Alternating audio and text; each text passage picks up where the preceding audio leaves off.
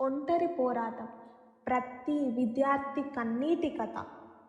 అమ్మ, నాన్న, ఈరోజు నా నవ్వులన్నీ అబద్ధం. మీరు చూడని నా కన్నీటి కథ చెబుతా, వింటారా? ఈ చదువు, ఈ ఉద్యోగం ఇవేవీ నా కోసం కాదు, కేవలం మీ కళ్ళల్లో ఆనందం చూడడం కోసమే. నాటి జ్ఞాపకాలు, ఆ చిన్ననాటి మధురానుభూతులు, ఆ చిన్నారి ప్రపంచం. నాకేమీ తెలియని రోజులవి. మీ చేయి పట్టుకొని నడిచాను. నాకు తెలియని ఆకలి దప్పులు మీ కడుపులో దాచారు. నేను అడిగినవన్నీ తెచ్చి మీ కోరికలను చంపుకున్నారు. నాటి ఆ నిశ్చింత నిద్ర, ఆ ధైర్యం నేడు దూరమైందమ్మా.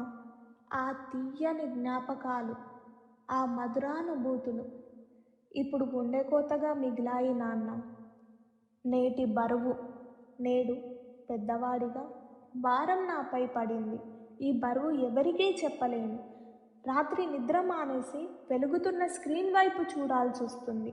బయటకి వెళ్ళాలని లేదు, ఏమి చెయ్యాలనిపించట్లేదు. నా గది గోడలే నా స్నేహితులు.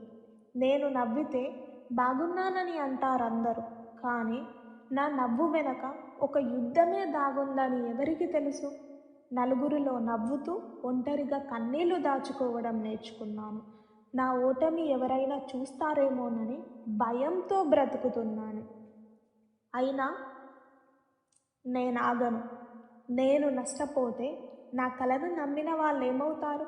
నేను ఓడిపోతే నా తల్లిదండ్రుల ఆశ ఏమవుతుంది?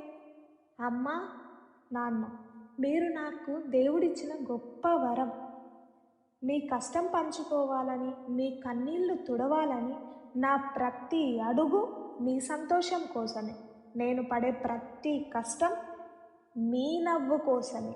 నా గెలుపు మీదే అమ్మా, నాన్న. ఈ కవిత మీ గుండెలోని మాటలనే పలికినట్లయితే మీ ప్రేమను ఈ కవితకు లైక్ రూపంలో అందించండి.